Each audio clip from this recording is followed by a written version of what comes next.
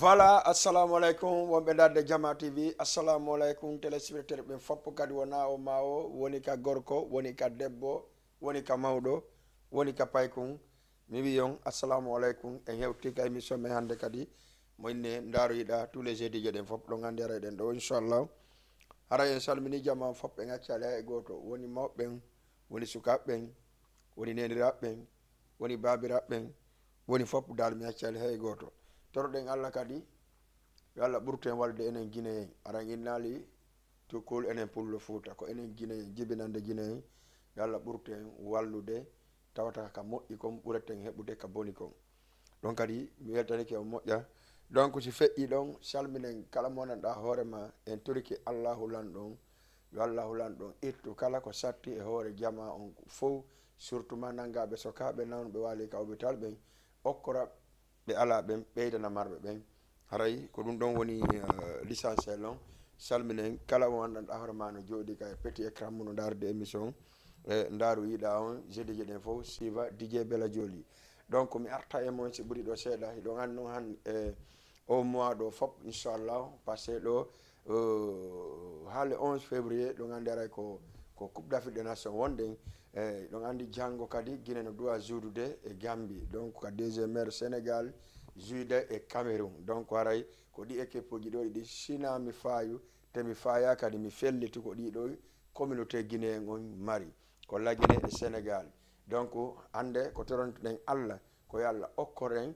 okkoraɓe yo Allah okkorɓe okkora en par ce que man sa toriki Allah fima tun no gasa o ronka jaɓude mais sa toranke fi jama julɓe fof walla fi communauté on fof walla fi jama on fof Allah jaɓira saabu ɗum ɗon ko ɗum si ɓe wi julde jama no moƴƴi ko fi yo si goto jaɓanama yo fof jaɓane nden ñande ko ɗum si juma aya foppu no yaha ka juulirde juula walla takko juuɗe nden juula donc ko julde jama nden ɓuuri marde baraji ɓuuri marde kadi important ɓuuri marde sens edi a yahugol antum ƴetta gattum ma sadia ɗum ma juula c'est pour cela que à chaque fois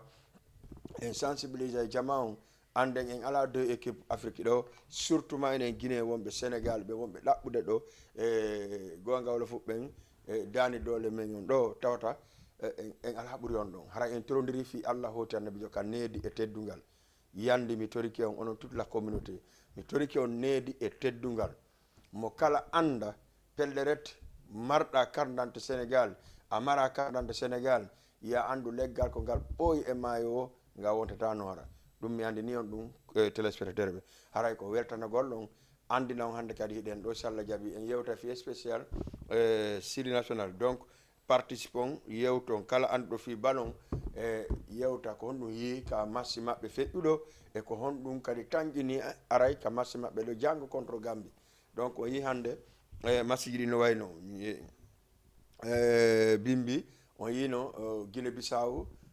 Guinée équatoriale on yi ko ɓe yiyata ɗon 4D faberde Guinée a koto guinéen donc 4D faberde koto guinéen donc koto ɗon kadi feƴƴi arɗen Côte d'Ivoire comment dirais-je e Nigéria on yi kay Nigéria wawi piide Côte d'Ivoire 1-0 donc ɗon anno ko Côte d'Ivoire woni ko organise coupe d'Afrique des nations ewɗen ka ewɗen ɗon arɗen entre Égypte et Ghana donc on yi entre Égypte et Ghana ko 2 buts partout ɓe sakketi wadde donc match ɗin wuuli ha maayi wuuli moƴƴa c'est ça la vérité c'est ça aussi la coupe d'Afrique des nations coupe d'Afrique des nations ɗon andi premier match ji ɗin fof ayay jogani hoy koye fof piye mais ɓe arta ɓe yaha ɓe rectifie o ɓe arta vraiment tawata no foti no wooɗi no laaɓa haray vraiment ko weltanagol toute la communauté toute la ressortissant guinéen vivant au Sénégal weltanagol autorité e men ɓen ko ɗo mi salminta ressortissant dongol tuma fop mi accali hay e goto totti ha e ŋoñi salminen kadi monsieur Wuri Thialeri le président conseil à l'étranger au Sénégal salminen monsieur Diamala Bari Bantingel le chargé de l'organisation ka conseiller à l'étranger salminen monsieur Mamadou Salou Lemir aussi le président guinéen femme guinéen d'origine sénégalais kankadi o salmina moƴƴa moƴƴa salminen Hadja Binta Pellel le président aussi kankadi mo salmina moƴƴa moƴƴa salminen siramaraɗo miña makko e fayɓe fof wonɓe ɗon ɓen en accali hay e goto en salminiɓe salminen kay kadi Hadjio Diallo donc kankadi mo salmina moƴƴa parce que andi kanko le président femme de Medina hara kankadi mo weltana moƴƴa salmina Diang Aissa ritkoa o inna bela mi jotto mi dara ma wonde ka talande digage o ka heddiɓe fo haccami hara en salmina moƴƴa kankadi ɗe weltanimo salminen kay kadi noon Safiatou Malal Bari Bantingel kankadi mo salmina e ummu ɓe wonɓe ha galle ɗon fof ɓe gaccale goɗɗo salmin Habibatou aussi kankadi mo salmina o daralanka wara mo jooɗi mo yeyde mo daralanka Facebook en salmini Habibatou moƴƴa e Mariama Siré aussi mo hoddi on ka galle voilà en salminen voilà salminen aussi Adama depuis Grand Dakar en tout cas Adama mi weltanima Amiri Dis aussi kankadi no salmina moƴƴa Houssay Bobon Kun depuis Thiaroye marché Waranka kankadi mo salmina andi ko Houssay Bobon Kun non voilà haray salmino moƴƴa madame Bari original akasa haray merci beaucoup à tout le monde haray numéro téléphone on kono mi wiɗon noon ko 78 watton 116 82 38 78 watton 116 82 38 yewten fi juste équipe nationale lagine on régime la wayla waɗande ɗon morceau sili national moɗɗa o fewnɗo jamon fop no faala morceau sili mi sikki noon anti crési no yaltini morceau sili national welɗo si tawi tun a yi clip on ka scène ton adde walla adna en kala mo adduɗa ɗon taw ala tan dan ha ɗaɓɓiten en weltanike jama moƴƴa mi an noon wallahi noon hannde miɗo laaɓa ka plateau ɗo min tigui mi yitike ɗo joni mi tawila laaɓa mais mi arta e joni ko hombo laaɓinimmi ka plateau akasa régime sa waɗi prêt tun may daren clip sili national de la Guinée mo adduɗa ɗo wo ɓayɗandi duwaji ɗi no jaabi Amis sportifs, bonsoir. Sili national wo marqué biji buy bio bi donc andi noon kono mi wodani en noon kala falaɗo tawede émission on a waɗa 78 waɗa 116 82 38 78 watta 116 82 38 haray ɗon an noon yimɓe busino waɗi pronostic fi Sili national de la Guinée il faut watno ñila jama on noon inni e ngal Sili joue final voilà jama on no wi dey Sili joue final donc Sili noon ko janggo mi anta ɓe joue final par ce que janggo si ɓe piiɓe ɓi 4 points hayso ko maire troisiéme ɓe feƴƴay par ce que marɓe 4 points ɓen fof e poule ji certain ji goo surtout ma poule ka lagine won ɗon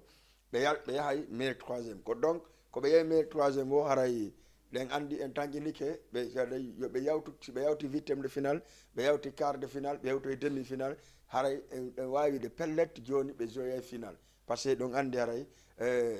lagine fewdo ɗo pour la première fois haray hikka ɓe woni imposade yahugol haray jogol final ɓe woy noon yawde ɓenna ɓe ƴetta coupe lagine jama on ama kella bon musique ji waɗe son ji waɗane Sili national clip uji yaltine a faami ɓe yara quart de final ko feƴƴi ɗo kon ko huitiéme de final ɗum de ko Gambie elimini ɓe janggo noon ko revanche contre maɓɓe e Gambie he akasa hay goto ala ka ligne 78 watton 116 82 38 ɗo gandi hari réal e tikkono juuɗe nane haray jamma buy no ndaar ɗon merci Dramé Kumpagi merci beaucoup haray acca ƴetten premier auditeur gorko walla debbo wiyemo allo allo salamu aleykum waleykum salam wa rahmatullah on jarama nana toon iɗon e jang jam tum alhamdulillah onon goy janggo lagine joué contre Gambie inchallahu rabbi yewtin taw ko honɗum pronostic ma ko honɗum yiwɗa haɗa min komi yi kon vraiment haɗa ko atti kon taw mi salmini kala communauté guinéen wonɗo e nder Sénégal ɗo e nder Dakar ɗo haɗa miɗo joyi jama Guinée on fop e yoɓe accitu golleji maɓɓe ɗi fof ɓe ƴetta sam ɓe ndaara équipe men on inchallah par ce que équipe o inchallah rabbi ko gagnatoɗo haray janngo équipe o inchallah rabbi ko ƴetto 4 points inchallah d'accord haray min mbiɗo tori communauté Guinée on fof jibinaɗo Sénégal jibinaɗo Guinée ari nder Sénégal o fof e ko yo daro dankaran no supporta Sili national de Guinée ok wawen andude allo d'abord taw inde manen konno min ko Mouhamadou Saliou Diallo depuis Labé Afia Ngueriaɓe Mama Saliou oui ko Sénégal ɗo wonɗa Sénégal juuda e Cameroun eyi ko honɗum marɗa ko sensibilisa guinéenɓe wonɓe ɗo ɓen wonɓe darde ballon ɓe. ok bien merci ari miɗo faala renen toɓɓere ɗon e jigge haray toujours min komi wawi haray sensibilisé yimɓe men ɓen ka wonɓe e nder leydi Sénégal ni ɗo haray ɓe wi ko alama e laawol si a naati kala ko tawma haray ko anndat ɗi haray wawen ande enen koye guinéen ɓe wona en sénégalais ɓe d' accord wawen andude haray iɗen mari couleur mo dowaɗe wolde pimo ko wona couleur moye dowa ko wolde pimo haray Sénégal siɓe juude min ko mari komi conseil ɓe wonɓe ɗo ɓen goto fof koye nanngo hoore muɗum wayi ɓe wii e ko a duwaka pooɗnade si a pooɗanaki e anndu ko jam tu woni ma tawɗo d' accord kono miɗo tori communauté Guinée wata gooto e wowlu fii e couleur Sénégal on ko wona ko moƴƴi d' accord wayit noon kadi ɓe wattana yiila kadi par ce que hay woɗade ko moƴƴi eyyi ɗen anndi koko boni kamɓe waɗantama ɓe sikkay ko boni wowɗa ɓe sikkay ko boni wowɗa donc haray gooto fof si wawi hunnduko mum kon e ɓe inni wo si heewi neɗɗon ko deƴƴi ko intérêt makko d' accord donc haray ɗen enen maɓɓe woni kamɓe atto e juuɗe janngo haray gooto fof yo waaw nanngude hoore muɗum habbo mattude Guinée Gambie on wayti kon ɓuri e marande importance haray ko si ɓen ɗon gañike ko ɗum ɓurde marde importance non mi sikki tun ɓe mari importance pays ji men ɗiɗi kala gagnant par ce que feɗoɗen Sénégal donc quelque soit alpha ko woni wo ko woni si ɗo moƴƴi si ɗo moƴƴi tun quand même moƴƴay andi probléme on hande ko tortoɗen Allah ko Allah kamɓe ɗo kala ɓe gagnant par ce que ɗen andi kamɓe hawti pool hande si Sénégal gagnike janngo heɓi 6 points la Guinée gagnike heɓi 4 points an sûr et certain andi si ɓe fottoyi no hira warra o angon a feƴƴay kamɓe kadi ɓe feƴƴay nam wandi ɗon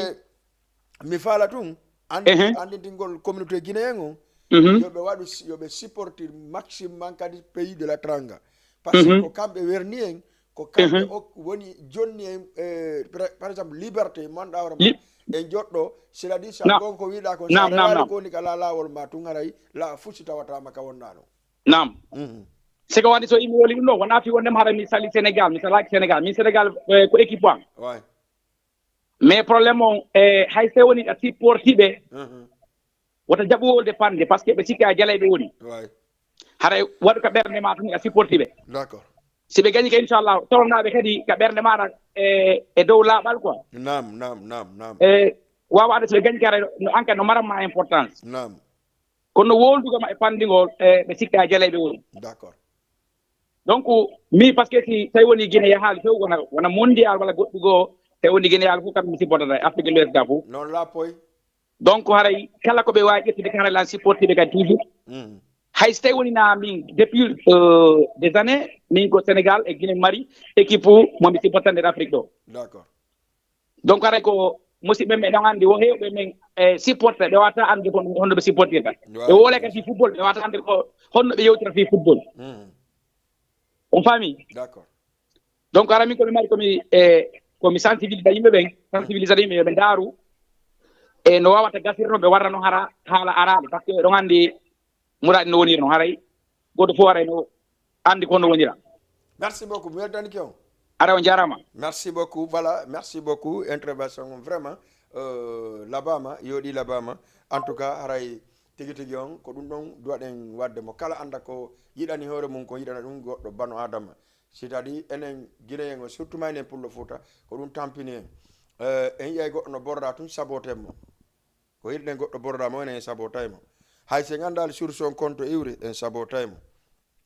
donc c'est pour cela que se ndaari ɓe blogueur ɓe guinéen ɓe ko ɓoni wadde fewn ɗo kon no hulɓini no wawi so tawi haray wona ɓe guinéen ɓe ara no wawi so tawi ko ɓe arɓe tun c'est à dire mi famata comment mi qualifirta ɗin piiji ɗon quoi par ce que mi yiɗa mi yewtugol inde goɗɗo déjà ko tawata ko concernant lan mais sincèrement parlé onon ɓe waɗoɓe ɗi vidéo ji wattane yila wattano yila andon wona onon tu woni ende o Facebook wona onon tu woni e o Facebook na onon tun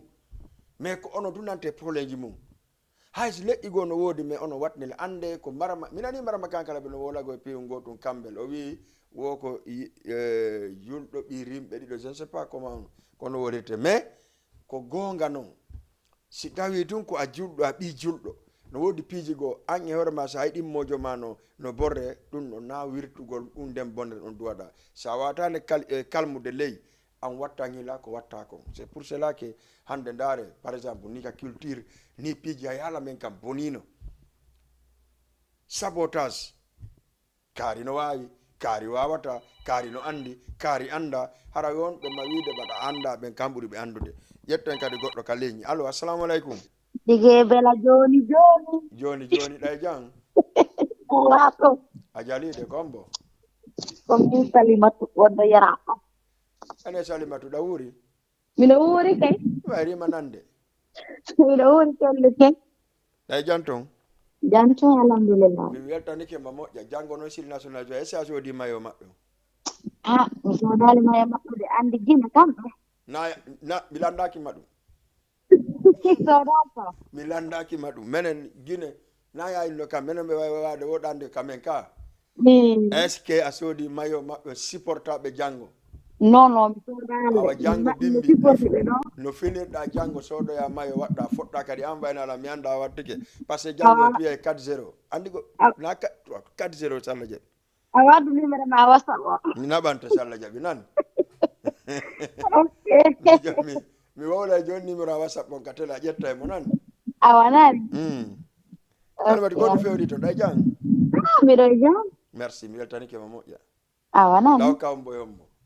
miɗo hokka ɗo wagine fof e wa Sénégal wagine e wa Sénégal ndeysan par ce que guine min Sénégal kadi ɗo jooɗi ga awa guine ka min moƴƴa miɗo supporti fo wonani dande Allah wallu en Allah wallu en gañoɗen janggo janggo Salla Diaby nani PMBS ko 4-0 Salla Diaby inchallah merci Salimatu mi weltike ok merci Dige bela joni merci beaucoup merci d'accord ok mi ɗon sayfon on nani ok d'accord sayfon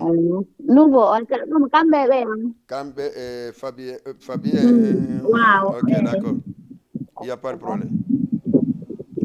Merci beaucoup. Voilà, Salimatu depuis Yara. Merci. Salimine moƴƴa kankadi ko ancien auditrice joka Jama TV depuis ko men woni wakam en tout cas on oddayno haran salimine moƴƴa d'accord 78 waton 116 82 38 78 116 82 38 yewten fi spécial Sili national de la Guinée jangoɓe so e 20h Salla Diaby Sénégal so e 17h ko jango ko Sénégal ko deuxième heure la Guinée ko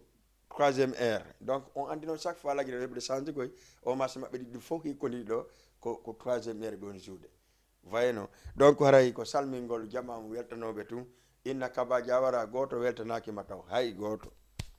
par ce que jamam fuɗɗiki amude na sili fuu so waɗal taw wallahi azim ko machine il waɗ ɗon ko point goto marɗon so on haaɗi e oɗo on yawata hay nokku si Gambie piyon on heɗori 1 point si Sénégal nangoyi on piyon ɗum haray ɓe waynodiri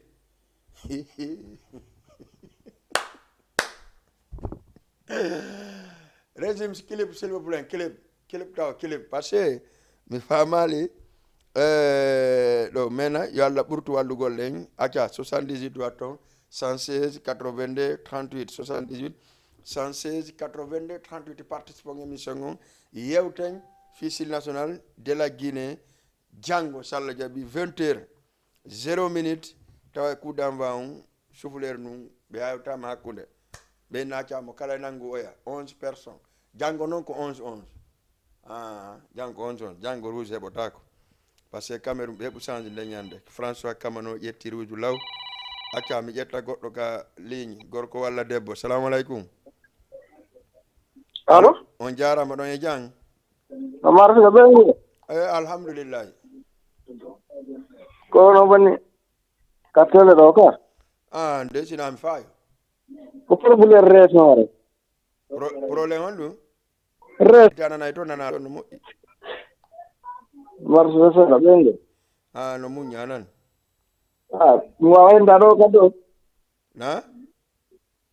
mi wawayda o kadi o kattele walla ɗa kattele ni hiɗa ka télé wonɗa de garan fewon ɗo na hiɗa ka télé ni garan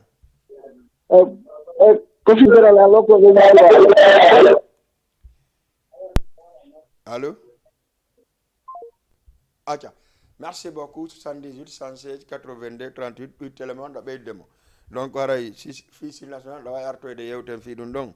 ndaren enen kadi par ce que sincèrement parle janggo ɗen duwa gagnade dey wona question Gambie no piya 3-0 dey wonde wiide Gambie ko peti équipe o Gambie koye pino guine ka feƴƴi ko revanche molanaɗo mi yiɗa noon pakke o yo wattu an kaba jawara andi mi ɓe joueur ɓe Cameroun no sabote la sécurité ko o piiji go wonɓe kala ka wonɗa daaride télévision on haray miɗo weltanima jarnuma andima miɗo e jam haray mi landike onon fof siɗo e jam acca wondema e Allah ɓe sukaɓe fota ɓe non tun fola ɓen ɗon fof saabu mbuuɗi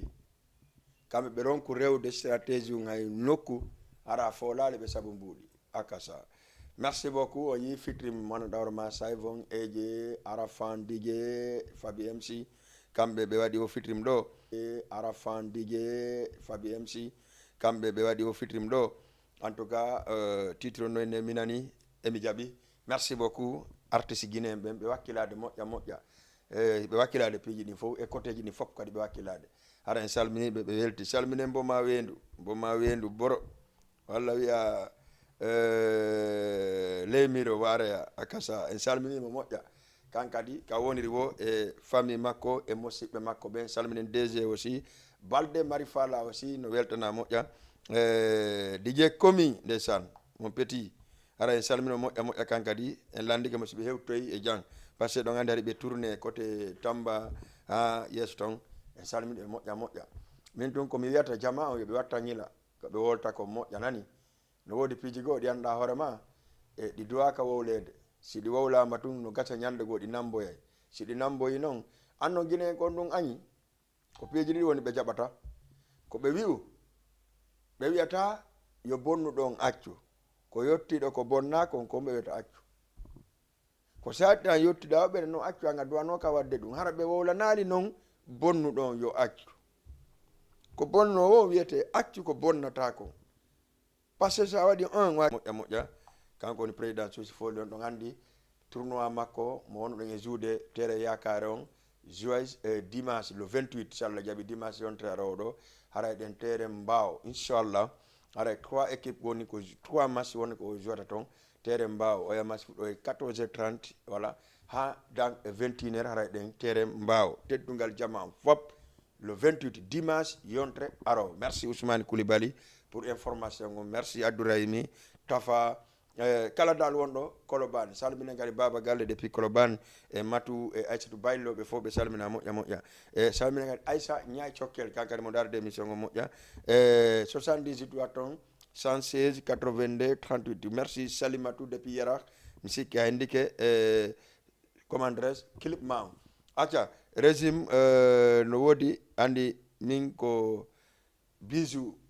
Angola mboma on adnalam mo place nalan ɗon si iwen arten e ka 78 116 82 38 ara en tori yo jama on participe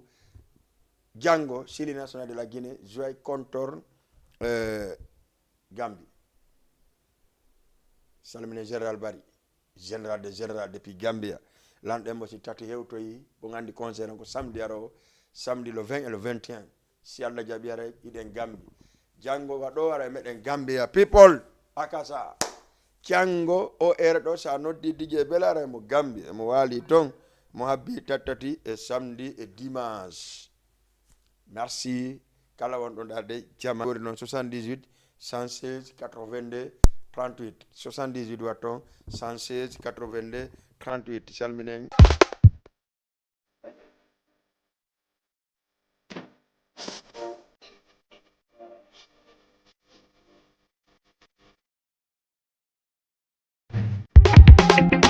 avant tout, bisous.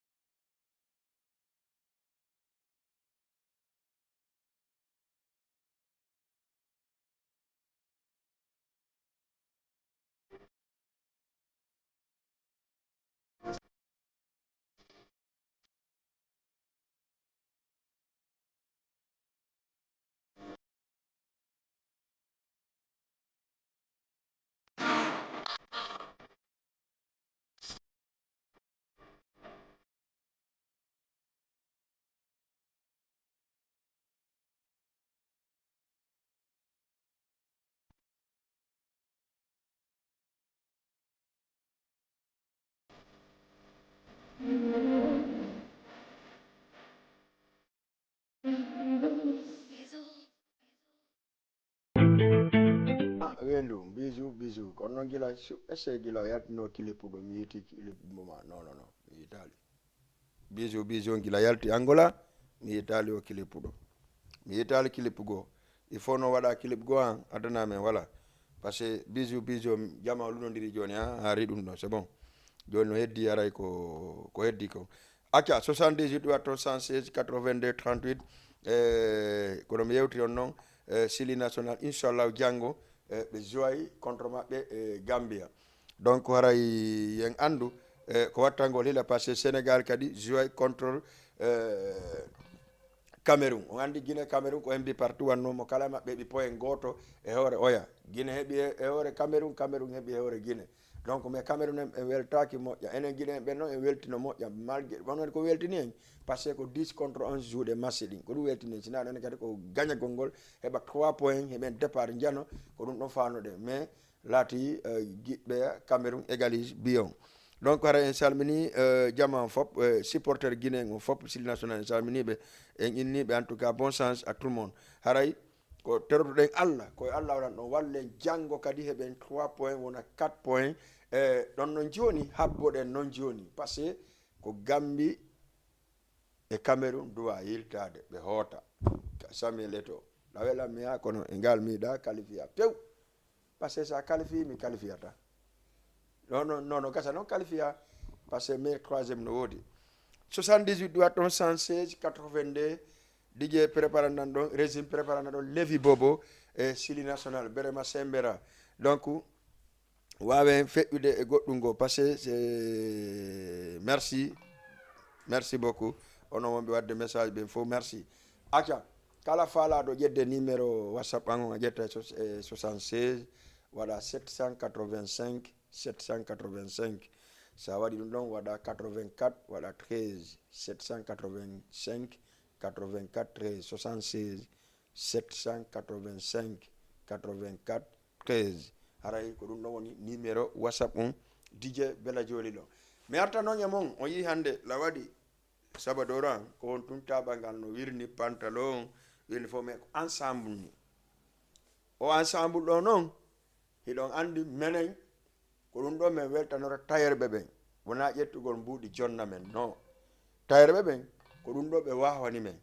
ko ño'ugol wiya watte ka émission mon laabe min heɓay ko jonna men ɓuri nokkugo donc mais no woodi woɓɓe mon tayerɓe ɓe anani ɓe ne DJ Bella ar men ñoane na noon de min mi yata goto ñoananmi oya noddam wi ar waɗɗa ɗum ɗo feƴƴinanala ka télévision ɗum ɗon si d' accord mi waɗay billo pay kum petit bari ñoyay kum sande course akasa ko kanko jeeyi jonninmi ɗum ɗo wo DJ Bella émission ɓe mi falamo ɓornude ko laba hande kadi par ce que min mi ala sodde ka laba joni ko billo woni sponsoring an émission o conki ɗin chaque jeudi o adday complet go mi watto neɓatara valise an o heewi tew conki hakke mi ɗaɓɓita numéro billo mi jonna on mo faalaɗo yo billo ñowan ɗum sifa ɗum ɗo wo haray ɗuman haysi mbomano faala yo billo ñowan mo sifa ɗum ɗo mo wawi lan contact de kanko noon si tawi complet ko ko 15 20 000 kanko 100 000 voilà haray joni noon mi jonnay on numéro kanko paykum kun ɗon andi billo ko paykum men vraiment wakkili kun e côté couture on o créé nda ɗum ɗo labira hay nane mbay mi watti ken ɗo Jo Diallo wiya nono laba minimo ko billo petit bari woni ko jeeɗi ɗo acca ƴette numéro makko on 70 watton o ñoy noon kadi ko rewɓe ɓen kongoy na worɓe ɓen tun 70 watton waɗon 776 63 43 billo moyne petit bari pay ko gonɗa hoore ma kokun jaga akasa 76 watton ono astafirullah 70 ɗum ko expresso o jogui waɗon 776 63 43 billo akasa wayno no laba ha maayi no feeti ha maayi régime lawa Levi Bobo addandolan Levi Bobo voilà kono mi woodi noon kala kadi fala ɗo numéro WhatsApp DJ Bella Joli ƴettu 700 par ce que oya numéro am mo jogino ɗon on ɗon voilà o yeyno ka ɓen ɗon yettotoɓe naɓinomo merci Habibou depuis Grand Yoff salminen ɓe grand ɓe fop parce que ɓe dara émission o moƴƴa vraiment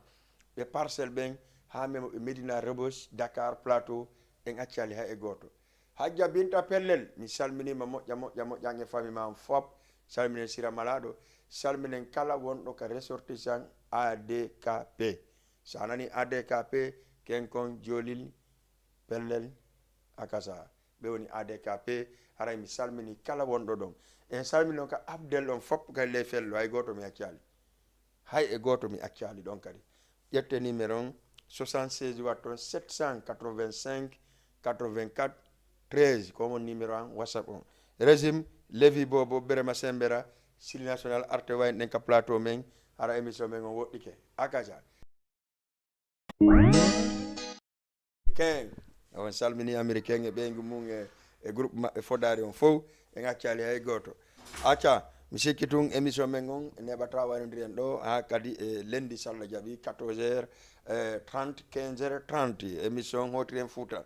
salminen wonɓe ka page Facebook ɓen fop aray no darde émission on en accali hay goto wona o ma o kala noon kadi abaye wayni to falaɗo participe ɗo par ce que émission noydeni en seeɗa donc kono ɗon andi cakkaro goto wela dande il faut que à chaque fois invité ɓen ɓe doga e plateau mi famali qu'est ce qu'il y a quoi mais il faut mi lerta ɗum ɗon invité ɓe wonde ɓeɗa min nami kambel dey taw dogu are fije jani mi hajan ala wirtugol goɗɗo min miɗo mari probléme ji an mi goɗɗo no mari probléme ji mum mi ala goɗɗo ala mi ala wirde goɗɗo goɗɗo wirtan voilà mo kala e jokku live mum sen ari ɗo ko concerne ma kon concerne mi ko ɗum yewte wayno ko ɗum woni capantati on haray miɗo weltani moƴƴa adduray mi encore une fois min ni on kono mi antina on souvent tournoi makko wono ɗo jour terrain yakare on ɗum yon andu haray ballon on joni ko watta ko terrain on mbawo ko ton match ɗi waɗa le 28 so Allah jaaɓi dimanche yontere arowo ɗo ɗon an dimanche ɗo ko le 21 dimanche yontere arowo ko le 28 si Allah jaaɓi haray en fop ɗen noddita kadi terrain mbawo waɗen 3 match voilà ɗum ko tedduga jamma on fop jeudi noon yontere hande ɓe ara ɓe andinayi 3 match ko hombo e hombo jowata donc ko ɗum ɗon woni tigui tigui on e salminen voilà Kadiatou kankane mo darde Mariam aussi no darde ɓuyno darde ka page Facebook merci Dramé Kumpaji de Wakam mi salmina Ibrahima Sori Ibrahima Diallo Ibrahima kañ kadi partenaire ma mi salmina kadi wano madame Bari Mariam donc mo kanɗo mo yaɗi Binta Bari moan Rahmatullahi Nene Bari en salmi e moƴƴa salminen kadi kala wonɗo ɗon andi émission on hara jama on darde mo partout ka diaspora MC Gonfoli en salminama kankadi Mamadou Boy Tayre hara en salmini sami en Lama aussi Mandeng aussi depuis États-Unis on salmina moƴƴa e mi salmina DJ Youssouf Salla depuis Espagne kankadi mo dara émission on wonde voilà mi yeretuji Mamadou Sall depuis Buntu Pekin kankadi mo salmina wonɓe ko alliance de la sous-région fof Juma Yatu en Aïssa Ñay Cokelen donc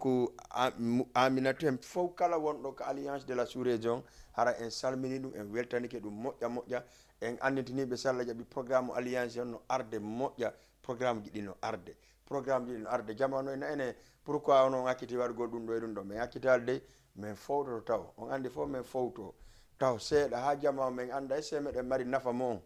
voilà c'est pour cela que min fowti seeɗa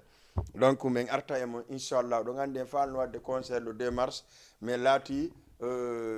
salji ɗin ɗiɗi kala ka yawɗen tani ɗen ɗon en wawali hendade salji ɗin donc ɗon andi ɓayara ko dernier samedi avant suuma on tawi foppu no occupi donc c'est pour cela que en wata wadde concert mo fanɗen wadde on kono si Allah jaaɓi iɗen prépare de concert on ka Tabasi semmayali akasa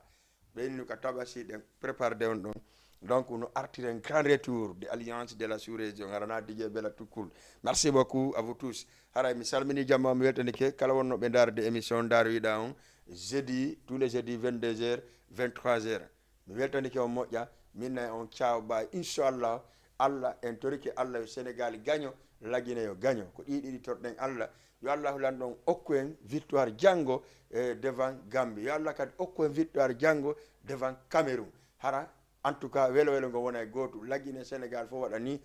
ensemble nde Sénégal kay no joie yandi kanko maɓɓe laguine ɓay ko pellerti ko kamɓe hawde poule ɓe joyi day ɗon kadi torɗen Allahu lan ɗon fof haysi ko machine be wadi yen andu en dido kala en qualifié premier deuxième wonden soit que Sénégal woni premier soit que woni deuxième kono haray en qualifié mi toriki on non mi jeeji on wattane yila e piiji din sinon c'est pas bon merci beaucoup merci mi weltani ke merci régime merci wonbe darde ben fof kadi e wi'ay salla jabi en lendi 14h30 15h30 kay mi sommi hara men yewti gambi baɗo andi concert on gasa tunge dimanche aca 6h du matin 14h hara men hewti ɗo salla jaɓi voilà min konna activité ji ɗi